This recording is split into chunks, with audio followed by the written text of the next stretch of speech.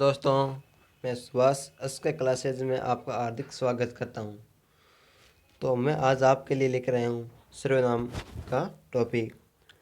तो हमने एक पहले वीडियो डाला था जो था संज्ञा, वो आप सभी ने देख लिया होगा, और नहीं भी देखा हो तो जाके देख लेना। हमारा टॉपिक है सर्वनाम। पहले सर्वनाम की परिभाषा।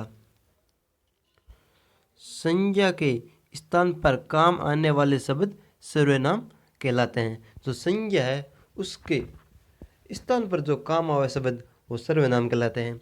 उदाहरण में हो गया जैसे वह, उसका, तुम, मैं आदि, ये सब है जो सर्वनाम शब्द हैं। अब सर्वनाम के भेद है वो है, तो सर्वनाम के मुख्य 6 भेद होते हैं। वह कौन कौन से हम देखेंगे। हिंदी में 11 सर्वनाम शब्द होता है। हिंदी में कितने होते हैं? 11 सर्वनाम शब्द हुए हैं। जैसे मैं, तू, आप, जो, सो, यह, वह, क्या, कौन, कोई, कुछ, ये सब हिंदी में 11 सर्वनाम शब्द हैं जो हम उसका यूज करते हैं। आगे चलते हैं सर्वनाम के भेद। तो मुख्यतः सर्वनाम के 6 भेद होते हैं जो ये है। पहला है पुरुषवाचक सर्वनाम, दूसरा है निजवाचक सर्वनाम, तीसरा है निश्चयवाचक सर्वनाम, चौथा है अनिश्चयवाचक सर्वनाम, पांचवा है संबंधवाचक सर्वनाम, छठवां है प्रश्नवाचक सर्वनाम। ये थे 6 सर्वनाम के भेद, और हम इनको एक एक करके बारी बारी से आगे डिटेल में पढ़ेंगे। तो एक नंबर है हमारा पुरुषवाचक सर्वनाम। यह है इनकी परिभाषा। जो सर्वनाम पुरुष या स्त्री के नाम के स्थान पर आता है पुरुषवाचक सर्वनाम कहलाता है। जैसे मैं कल दिल्ली जाऊंगा, तुम एक बहादुर लड़के हो। पुरुषवाचक सर्वनाम के 3 भेद हैं। इसके भी मुख्यतः 3 भेद हैं। तो कौन कौन से पढ़ते हैं। एक नंबर है उत्तम पुरुष, बात बोलने वाला या कहने वाला उत्तम पुरुष कहलाता है। हम अंग्रेजी में बोले तो फर्स्ट पर्सन, जैसे मैं और हम, यह फर्स्ट पर्सन है तो ये उत्तम पुरुष है सबसे पहले। अगला है हमारा मध्यम पुरुष, बात को बोलने वाला, जिससे बात कहे वह मध्यम पुरुष होता है। जैसे तू, तुम, आप, ये मध्यम पुरुष है। और अन्य पुरुष में आगे जिसको तीसरा व्यक्ति, जिसके संबंध में बात कही गई हो वह अन्य पुरुष कहलाता है। सो हम जैसे 2 आदमी बात कर रहे हैं और किसी तीसरे के बारे में कह रहे हैं तो वो क्या अन्य पुरुष। इसमें उदाहरण जैसे यह, वह, वे, ये सब अन्य पुरुष है। चलते हैं हम आगे। हमारा दूसरा सर्वनाम है निजवाचक सर्वनाम। तो इनकी यह परिभाषा है।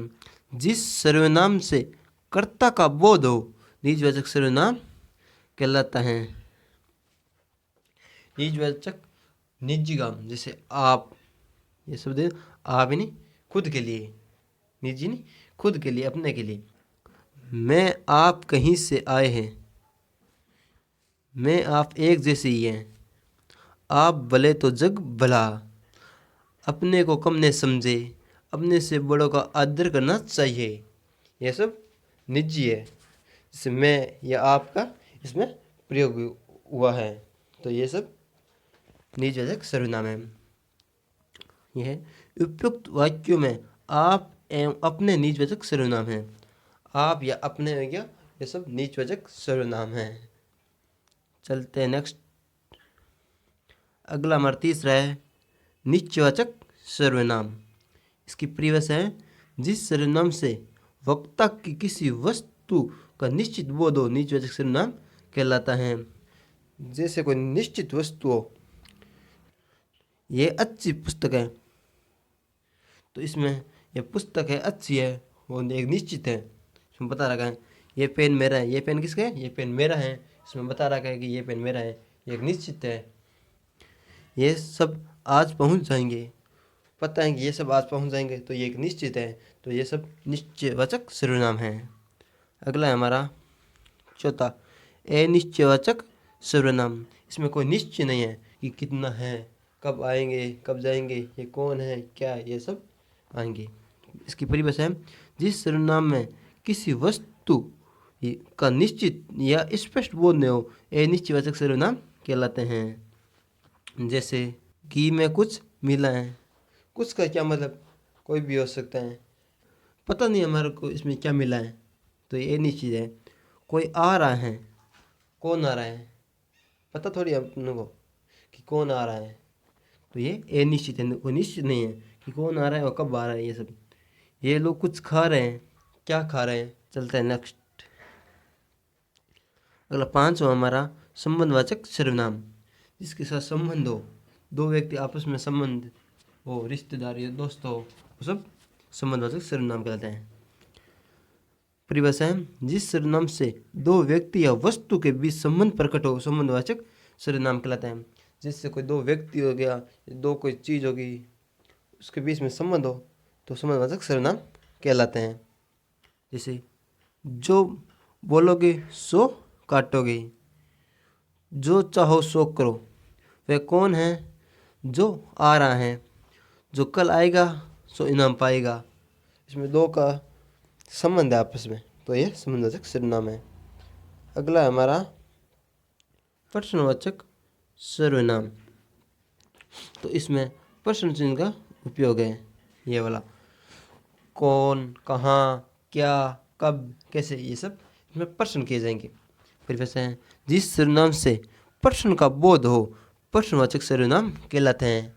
इसमें कोई प्रश्न हो, कौन आ रहा है, कहाँ जा रहा है, ये क्या है, तुम कैसे हो, ये सब प्रश्नवाचक। जैसे कौन, कहाँ, क्या, कैसे, ये सब इसमें प्रश्न किए जाएंगे, इससे प्रश्नवाचक सर्वनाम कहते हैं। उदाहरण है हमारे, तुम कहाँ जा रहे हो, ये कौन है, यहाँ कौन खड़ा है, तुम क्या खा रहे हो, गुरु जी का क्या नाम है, ये सब प्रश्न करे, तो यह प्रश्नवाचक सर्वनाम है। तो कैसी लगी हमारी क्लास, अच्छी लगी हो तो लाइक, कमेंट और शेयर जरूर करें।